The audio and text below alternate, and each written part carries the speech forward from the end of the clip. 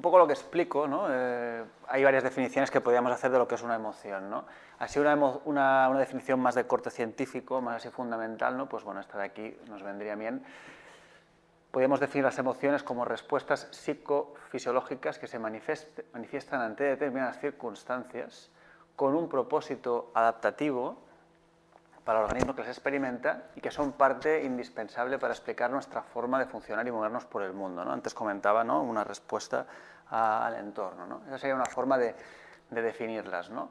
Y me parece interesante también lo que habéis comentado por aquí, ¿no? Y en esta definición está, ¿no?, el asunto de que tienen un propósito adaptativo, ¿no?, como tú explicabas, ¿no?, una herramienta que nos sirve para funcionar mejor en el entorno, en el ambiente, ¿de acuerdo? Y en este sentido, a nivel biológico, pues se corresponden en el cerebro con la zona límbica emocional. No sé si vosotros conocéis un poquito, se puede hacer una división muy básica del cerebro en tres grandes partes, ¿no? Una primera parte que se suele llamar la parte como más reptiliana, que fue la primera parte, más instintiva.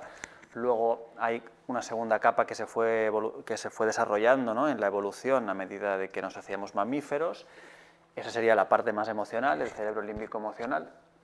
Y luego hay pues una tercera parte, que es la parte que se desarrolló posteriormente, ¿no?, que es la parte de la corteza, ¿no?, y sobre todo la zona prefrontal, que es la que nos permite tomar a veces decisiones y muchas veces reprimir determinadas emociones o dejarnos llevar por ellas, ¿no? Entonces, la parte más claramente emocional se corresponde a la zona del cerebro medio, que es la zona del cerebro límbico emocional, ¿de acuerdo? Entonces, es interesante ver, ¿no?, que la evolución, ¿no?, nos ha provisto de esta parte del cerebro, es decir, de las emociones, pero lo que vamos a ver también es que, bueno, si realmente es una herramienta adaptativa, ¿por qué tenemos tantos problemas con las emociones, ¿no? Esa es una pregunta interesante, ¿no? Por ejemplo, si nos vamos a la prehistoria, ¿no?, cuando, por ejemplo, estábamos en la selva y veíamos un león, ¿no?, pues una emoción del miedo puede aparecer y eso es útil, ¿no?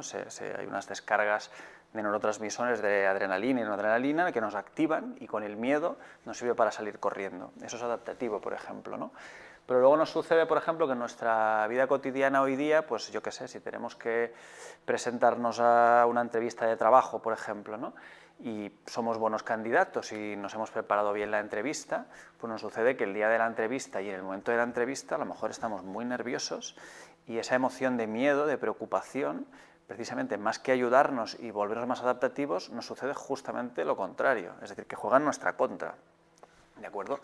Por tanto, es interesante ver, ¿no?, cómo a priori sí que están para ayudarnos, como una herramienta para ayudarnos, adaptativa, pero no se sabe muy bien qué es lo que hacemos, que nos gestionamos muy mal con las emociones, ¿no?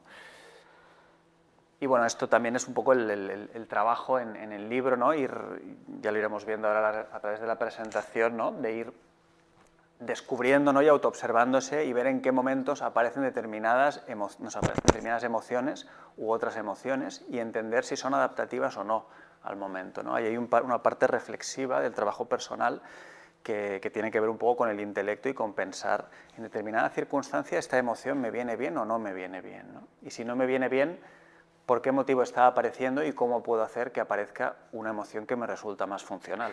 No, pero bueno, esto lo veremos más adelante, ¿eh?